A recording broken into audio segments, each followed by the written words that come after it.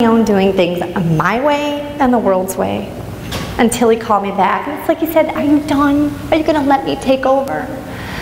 And all those years, I knew better. I knew I had squandered the gifts that God had given me. And I would go to him in prayer to get me out of whatever mess I got myself into. I've had people say to me, oh, look at you. You're a survivor. Look what you've overcome, what you've done with your life. I'm like, no, you don't understand. When I was in control, I totally messed everything up. And the fact that I'm okay today, which is still debatable, has everything to do with what Christ has done in my life, and it's been amazing. Let me take you back to when I was 18 and I first learned how I was conceived. Of course, at that point, I thought about my birth mother, and I thought, she must hate me. This has absolutely got to be the worst thing that's ever happened to her in her life. She is never going to want to meet me. She probably wanted to abort me. And again, after a while, I had it all figured out that if somehow I could just meet her, and if I could hear that maybe there was some mistake, that this was not how I was conceived, then again, I could feel good about myself and I could feel safe. Like I wouldn't have to still feel like I was a target. I didn't want to be part of that classification, conceived in rape. Who would? So I ended up being one of the first people in Michigan to have a judge allow my caseworker to try to contact my birth mother and see if she wanted to meet me. And it worked. I was going to college out of state at the time. I finally received a letter with my birth name, which was Judy Ann Miracle. So I was a miracle, baby. That was kind of cool. And I had her name, Joanne, with her phone number. Trembling, I called her. She said that she was sorry to hear that I already knew, but then she proceeded to fill me in on some horrific details that I was totally unequipped to hear. She was 4'10", weighed 90 pounds, really petite. A single mom heading to the grocery store at night right down the street from her home. The guy jumped out of the bushes with a knife, dragged her to a field, slit open her clothes with a knife.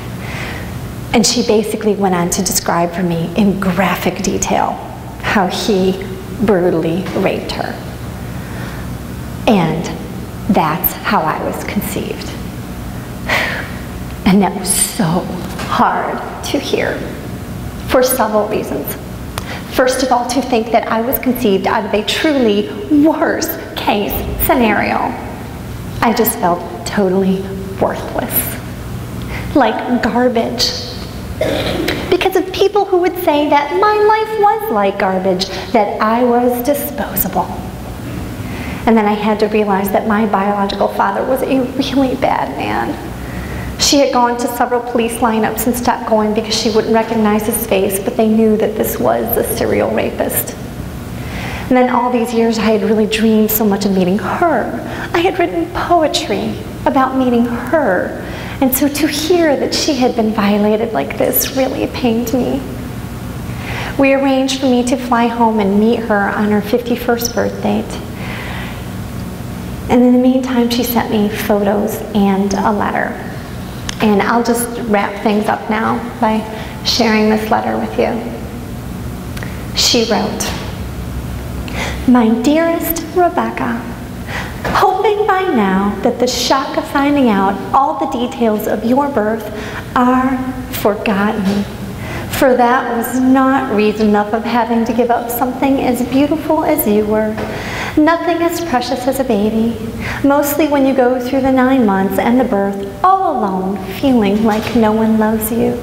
But you were so perfect and pretty. All these years I had nothing of you, nothing saying you were a part of me.